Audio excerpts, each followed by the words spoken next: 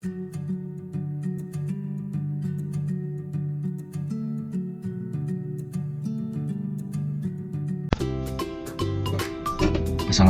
warahmatullahi wabarakatuh.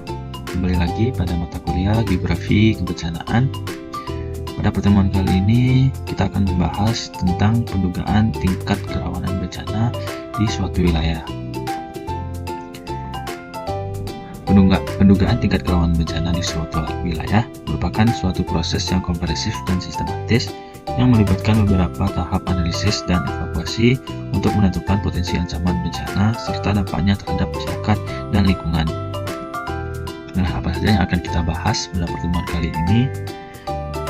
Di antaranya ada definisi dari ancaman tersebut, kerentanan, dan kapasitas sebagai komponen penyusun risiko bencana yang tertuang secara formal dalam Peraturan Kepala BNPB Nomor 22 Tahun 2012 tentang Pedoman Umum Pengkaji Risiko Bencana. Nah, bencana atau ancaman atau dalam bahasa Inggris bisa disebut dengan hazard adalah suatu situasi atau kejadian atau peristiwa yang mempunyai potensi dan dapat menimbulkan kerusakan, kehilangan jiwa manusia atau kerusakan lingkungan.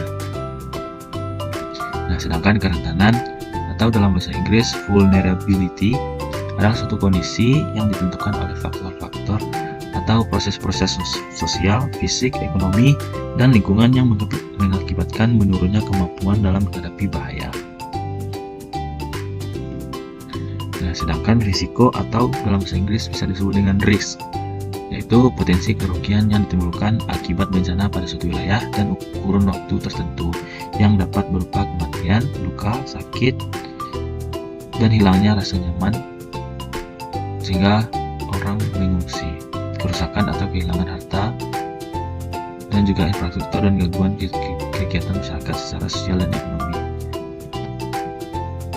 Nah, sedangkan kemampuan atau capacity adalah penguasaan terhadap sumber daya, teknologi, cara, dan kekuatan yang dimiliki masyarakat yang memungkinkan untuk mereka mempersiapkan diri, mencegah, menjinakkan, dan menanggulangi bencana, serta dengan cepat memulihkan diri dari bencana. Nah, sedangkan mitigasi bencana adalah upaya yang dapat untuk mengurangi risiko bencana. Yang pertama, mitigasi yaitu serangkaian upaya untuk mengurangi risiko bencana melalui pembangunan fisik, penyadaran, dan peningkatan kemampuan menghadapi bencana. Yang kedua, menghindari membangun pemukiman di daerah rawan bencana. Yang ketiga, mengurangi tingkat keterjangan lereng. Keempat, terasering dengan sistem drainase yang tepat. Yang kelima, penghijauan tanaman bakar dalam. Yang keenam, mendirikan bangunan berpondasi kuat. Dan yang terakhir, penutupan rekahan di atas lereng untuk mencepat air masuk.